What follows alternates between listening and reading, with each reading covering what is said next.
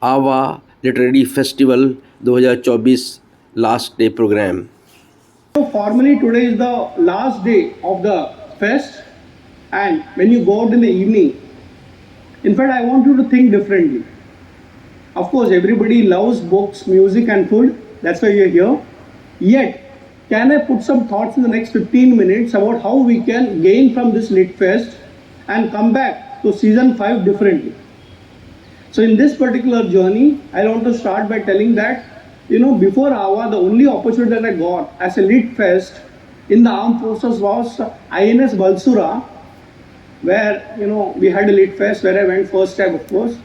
But after going to all this, right from Jaipur lit fest to Bangalore lit fest and so many, in fact, last week I was in Darbhanga. There's a lit fest happening there also. So I want to just gather a few stories of what's happening in the publishing and the book world, nationally and internationally. So before I start, a little bit of my experience. I have only written on one subject, that is Chanakya Kautilya. But interestingly, I have written 24 books on that subject and writing 4 more simultaneously. तो थोड़ा experience है और एक ऐसी किताब लिखी है, how to write a book and make it a best seller. So I expect all of you to be writers at the end of this particular, season 4 also. So friends, before I start, how many of you have thought about writing a book? I'm sure everybody has. But the problem is that we don't know the process. Don't worry. It's not very difficult. But do you have a story to tell? Do you have an experience? No problem. It's all available. Let me start with some statistics. Statistically, which I don't agree, but 72% of India is literate. I think the number is much higher because I'm in the education field, but let's accept that 75% of India is literate, which means 75% of India can read and write in one language at least. It could be a mother tongue, it could be a formal language like English or many official languages. So today India is reading, at least for school purposes, examination purposes.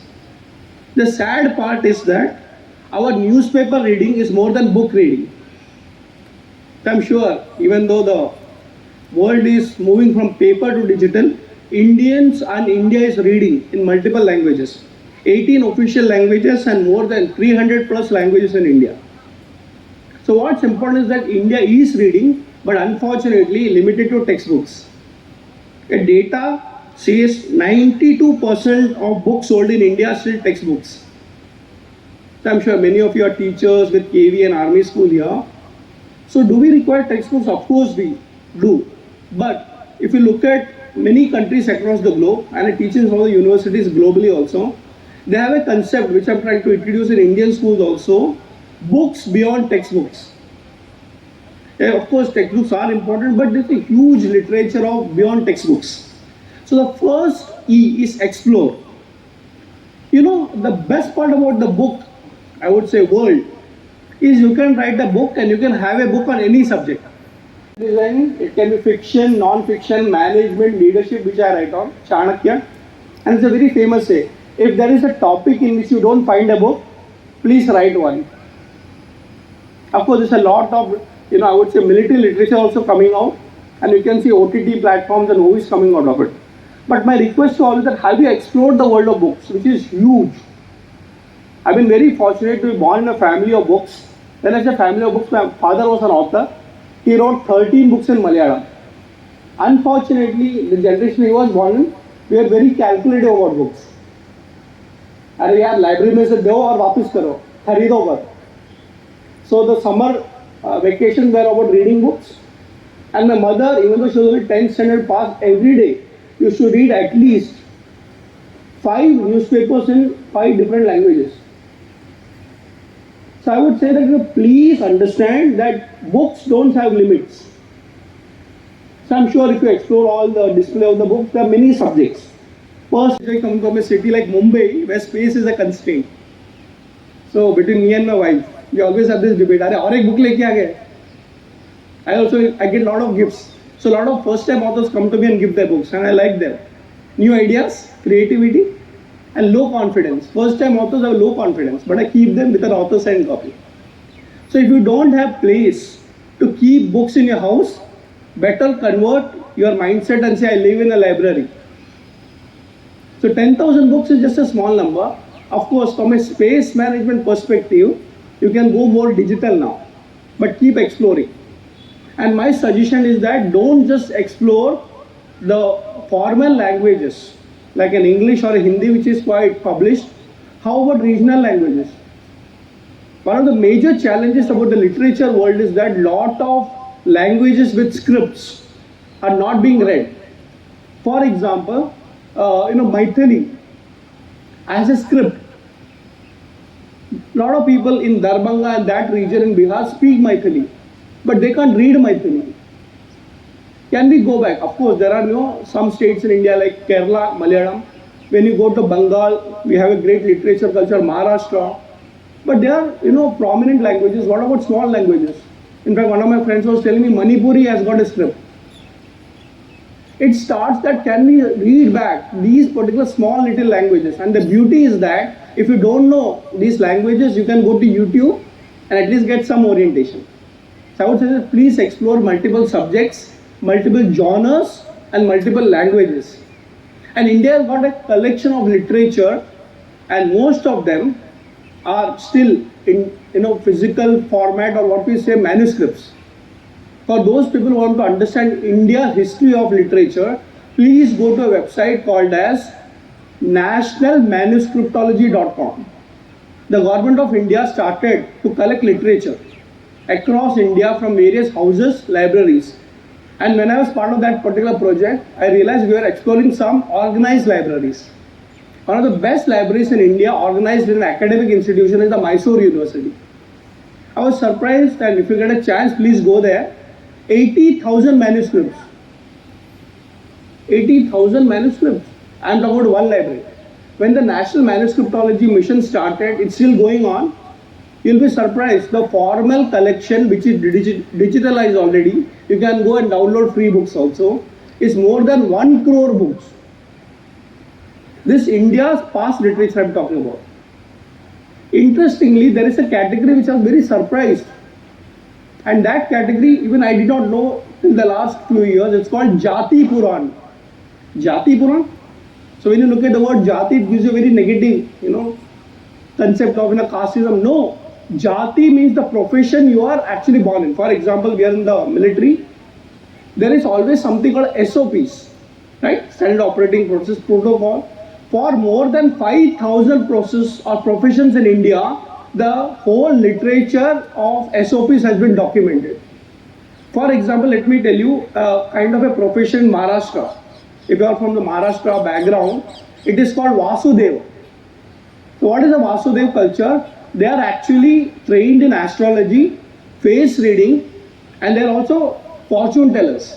They'll go to every house, they'll sing some bhajans and kirtans, and they'll get something paid.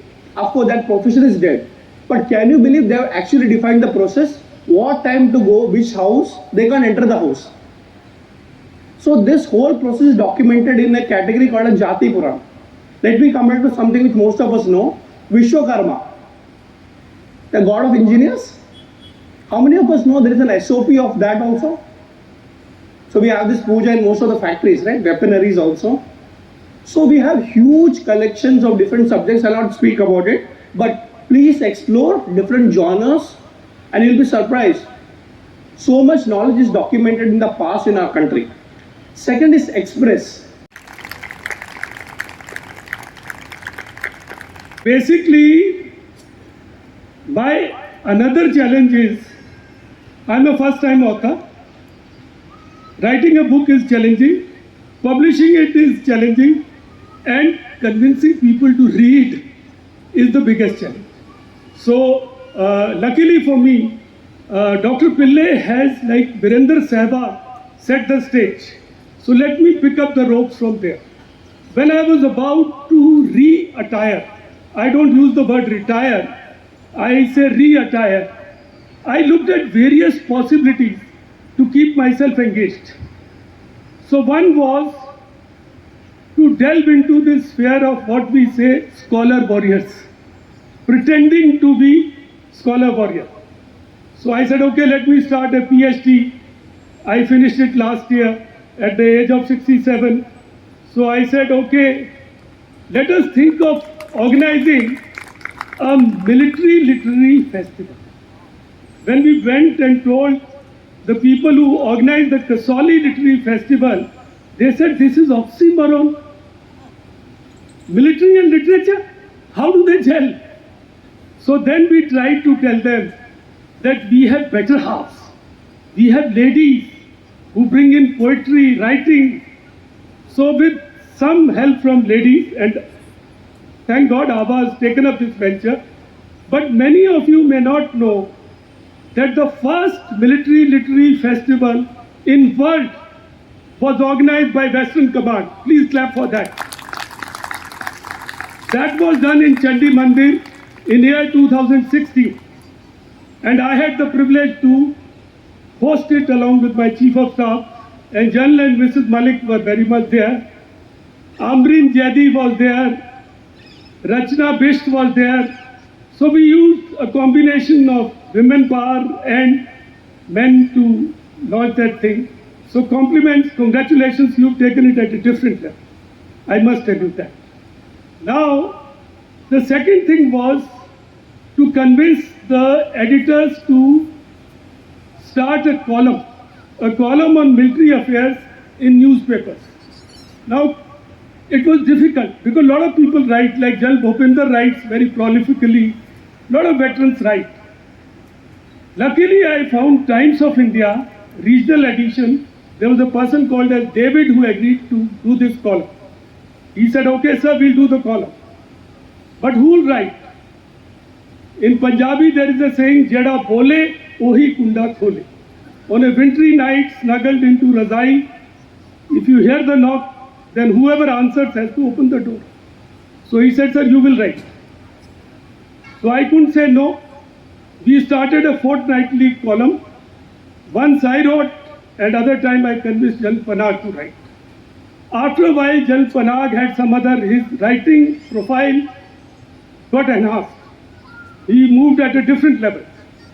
And I want to tell you, mine has stayed there only. I have been fairly static. So thereafter we got General Huda to write. He also left that.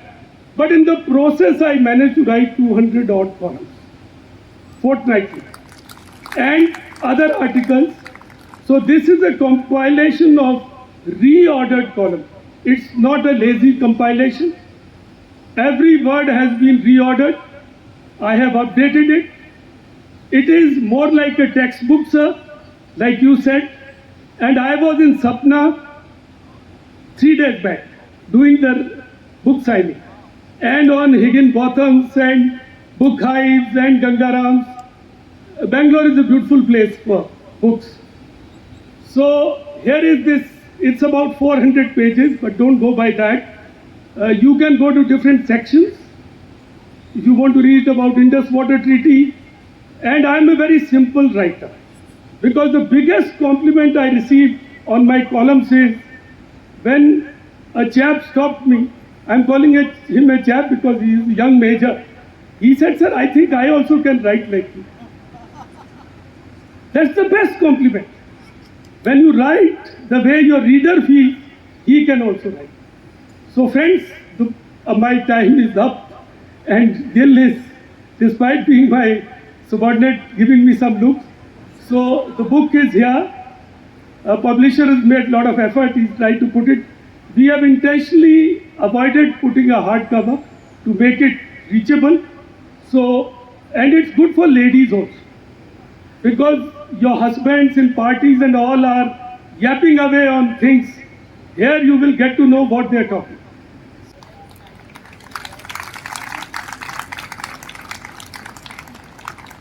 For us to be the slog overs. We will try and hit some sixes while we are at it. The topic today for us is a very subject which is very close to my heart, and I'm sure to all of you, all of you also, since all of you are here for a lit fest, which is reading. We all know the benefits of reading. We all know that it strengthens the neural pathways of our brains. It helps us think and process information in a more efficient manner. reading teaches us empathy, reading is a stress buster. But despite all the positives, the sad news is that reading is taking a hit. In this world of digital overload, where we are just scrolling and swiping left and right, we are finding that the static stimulation that a book provides is facing very tough competition from the singing and dancing that we keep seeing on the digital devices that have become a part of an extension of our bodies. Without taking more time, I would love to introduce my wonderful panel. To the extreme left, the only gentleman with us today on the panel is Lt Jain. A lot of you may have heard about him, but I'll tell you a secret about him. He used to be a journalist before he became a bookshop owner. He is a writer. He has written more than 50 books, both hard copies and digital e-copies. And he has written on a range of subjects which even I find it difficult to wrap my head around. He has written on travel, he has written on personality development, he has written fiction, and he has also written on marketing. And he has done a very exciting thing with one of his books, which he was trying to market digitally. We will come to him later for that. To my left is Saguna. Saguna Jain has been around for the past 2 days, visibly, and I'm sure for much longer than that behind the scenes. She wears many hats. She is one of the people who have conceptualized and then actualized the Abhivyakti season 4. And she has a background in marketing, she has a background in journalism, she has a background in management, but most importantly, she has been responsible for giving the Tri-City one of its most exciting literary properties, which is the novel bunch. But we'll come to you for more on that later. To my right is Vandana. Vandana was an army wife like most of us here. But in 2018, she did something that few of us have been able to do, which is reclaim her identity as something more than an army wife. She established her own publishing house, and she is the founder and director of Highbrow Creative Publishers, which is bringing out amazing books. And any manuscript she touches, first of all, she's very picky. She sees her subject very carefully, but each project becomes a passion project, and she sees it through from inception to the bookshelves. So, without taking any more time on introductions, I will dive right into the topic which we all want to talk about, hear about. We'll start with Vandana, and since she's from the publishing world, the biggest drawback when it comes to reading is the availability of books. So let me ask you, Vandana, from your experience as a publisher, what do you think about how books are being received? Is the market actually dwindling? If books are being bought, who are our readers? Very good morning to everybody, all the esteemed guests here, and thank you, AWWA, for giving me the opportunity to be on this platform. So coming back to the question, I would say that India is a diverse country. It has diverse communities, religions, and so hence the reading genres as well. Different people, they like to read different kinds of books. Now, if the readers cannot relate to the storyline, they don't pick up the book. Maybe we Indians have the habit of relating us to our surroundings, so that is really affecting a lot. So many of the Indian writers, they write according to what they see around, what we experience. So the readers, when they feel connected to the stories, when they feel connected to the characters, to the plot, they go out, they buy the books, they like and they love to be around the books, they read that. And yes, we see that the reading culture is going down, but it's just, I think it's just in numbers maybe. If we if we see that data only, we can feel that we can see the numbers going down. But I don't feel like that.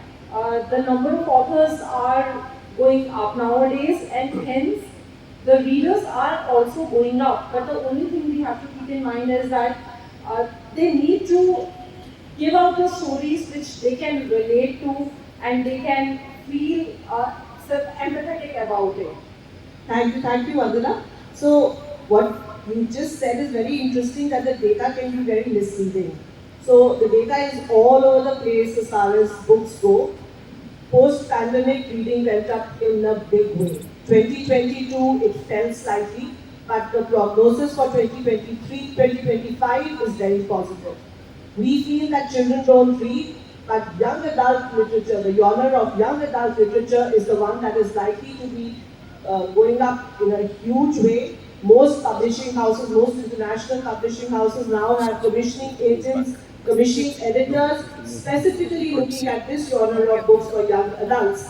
Let me bring Ajay into the conversation here. Ajay, tell us about communities. Tell us, first, I mean, I'll leave the floor to you because you're the best person to talk about reading and communities, because Kunzu, this chain of bookstores, is a very unique place to be. If you haven't been to one in either Gurgaon or in Greater Kailash in Delhi, I strongly recommend that you make the effort and go there. But over to you, Ajay. Thank you, Soni, and I'm so happy to be here. I'm always happy to connect with readers and writers, but before I answer your question, a couple of things I'd like to say. I'm having a very good time since yesterday. I'll tell you why. Because last night my wife couldn't come. Yesterday I was on a panel with 4 ladies, and today I'm on a in Dehradun, and today I'm on a panel with 3 ladies. And no man can kind of grab your attention. So thank you very much, thank you very much for the Dehradun Lit Fest. Secondly, I have the armed forces to thank for 2 reasons. I've been a traveler and I've been doing road journeys across India, across the Himalayas, and on at least a few occasions, the army came to my rescue when my car got stuck, so they pulled me out, or when I was low on oxygen and in Ladakh, they gave me oxygen, so thank you. But more importantly, I can attribute some of my micro fame to the sense of humor of the army. I think the companies, the platforms, the people who are creating these platforms for ebooks and audiobooks, I think they have more money to invest in PR than those who are doing printed books. Because statistically, over 85% of books that are being read in a country like the US are print books. This figure goes to over 90% in Western Europe and the rest of Europe for that matter. In a country like India, that figure is over 95%, which means that people who are reading books, who like to read books, are still reading print on paper. There's a lot of hype around ebooks, there's a lot of hype around audiobooks, but I don't think they're cutting it in terms of numbers. Secondly, what paper does to you, the way it wires your brain, the way it kind of plays on your psychology, whether you're reading on paper or whether you're writing on paper. Like when I write my books, I first write all my points in longhand, because that's how I've been trained in school, right? So likewise, when you're reading, and even when I'm editing my books, I need to keep taking multiple printouts of every draft, and only then can I correct it. So I think we should not be really worried, because print books are going to stay, because as the challenge is how many people are reading books in the first place. But those who are reading, like most of them are reading print books. My family is kind of divided on this. I love to have a book in my hand. My husband has his Kindle and my daughter has her tab. Both the father and daughter are new age. They want to have a slim volume in their hand, but I like to have a thick, bulky book. The feel of it and the sense of accomplishment you get when you finish it. Yes, I would just like to add one point here, as Ajay said. You feel connect when you have paper and pen in your hand. Your emotions flow, and you are able to actually jot down what you are feeling. So I feel that connect with the paper. Is there any strategy that we can give? I would love for everybody from here to go home with concrete takeaways So any strategy for rekindling the habit of reading, Shaguna, anything you would like to share with us? Yes, like Actionable I, strategy. yeah, sure. I think, of course, literary festivals and exposing people and children, especially bringing school children and college children to these events and having them expose themselves to the authors and to see that how interesting it is to the authors and how much of an accolade. I think today the authors are such big celebrities. They are taking stage with earlier the celebrities were only equated with Bollywood and Hollywood. Yes, it feels really good when people come and ask you to sign your book. But now, thanks to the literary festivals, what is happening is that the authors, which were only names earlier, are now being given faces to. So just so the people are recognizing the authors, and it is a very glamorous, place to be in, a field to be in. Anything you would like to add as far as a concrete, actionable strategy to help us read? Yes, over the last 2.5 years since we set up Kunzum, we've tried enough talk to get people to read. And we realize, all talk is not going to secure the borders. It's the army that has to move in. Otherwise, it's all political talk. So we decided to come up with a very firm strategy, and we have experimented in small bits, and that's what works. So I invite you all to enroll for the Kunzum graduate program in reading. And what is that program? We're just launching it. When you read, so it's a self-scoring system, and you start reading books. When you read 6 books, we will give you a certificate in reading. When you read 12 more books, we'll give you a diploma in reading. When you read 18 more books, we'll give you a bachelor's. 24 more books, we'll give you a master's. And 30 more books, we'll give you a doctorate. So by the time you reach your doctorate, you would have read 90 books. It's a self-scoring system because it's to your benefit. You can pick up books from anywhere. You don't have to buy from Kunzum. And take as much time as you want. You can read your 90 books in 90 years, or you can read them in 90 days. It's totally your call. And we'll give you a certificate, we'll give you a printed certificate, we'll send it to your house no matter where you are in India. And we feel that this kind of hand-holding, this kind of community building, where all the people who are enrolled in the program, they are exchanging notes like study groups, they're telling each other what to read, what I have read, why you should read. So we are trying to build now a real community of people and giving you that little inducement that, okay, besides your bachelor's and master's that you picked up in college, now you can come to Kunzum and get your doctorate. And free coffees with that might also help. Absolutely. So whenever you come to Kunzum, just one minute I'd like to take. I think another strategy which works very well are the book clubs. I think the way that the book clubs are coming up, I'm just quickly going to share my own experience. I had a mindset against history-based books. Okay, I used to feel that no, historical fiction or history-based books are not my cup of tea. And then I joined a book club where I was introduced to this book called Palace of Illusions. Okay, and for those who don't know, Palace of Illusions is the story of the Mahabharata written from the perspective of Draupadi. Yeah. So now, when I read that book, I think I've been hooked on to historical fiction ever since. So I think the book clubs give us a chance to pick up the books and read that we would not ordinarily do so. Because I'm sure everybody here will agree that we have a tendency to pick up the books that we are comfortable reading. So I think book clubs help you get out of your comfort zone and make you go to books. You get to you get to be exposed to a new genre which you normally would not. And a big round of applause for Mrs. Ranjana Malik here, because she is one of the...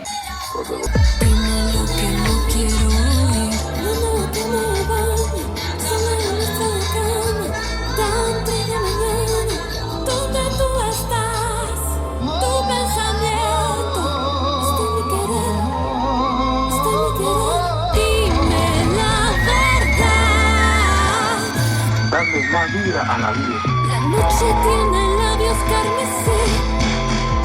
¿Acaso mi amor no vale nada para ti? Porque lo siento en mi alma. Porque duele mal espera tus palabras que se atrevan. Dime lo que no quiero oír. Dime lo que no quiero oír.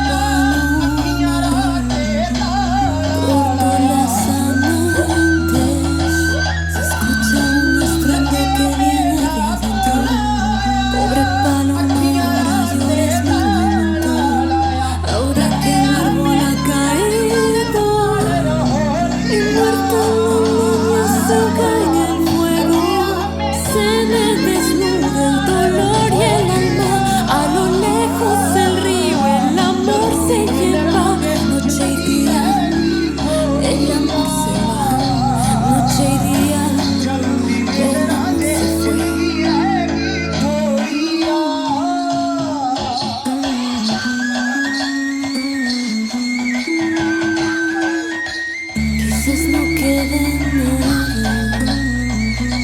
Mi vigilia se acaba. Penas ya no habrá. Quise borrar los recuerdos. Se me desnuda el dolor y el alma. A lo lejos el río, el amor se lleva. Noche y día, el amor se va. Noche y día, el amor se fue.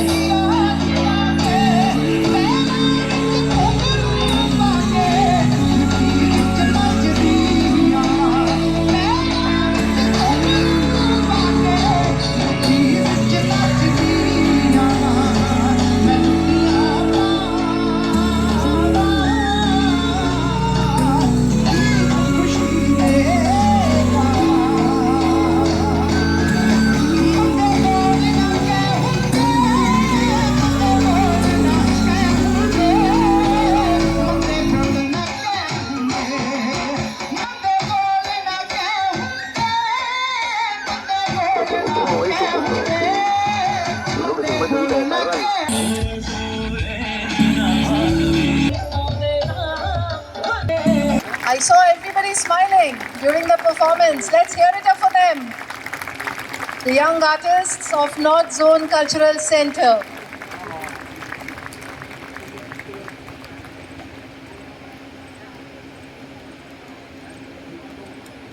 Thanks for watching. Please like, share and subscribe.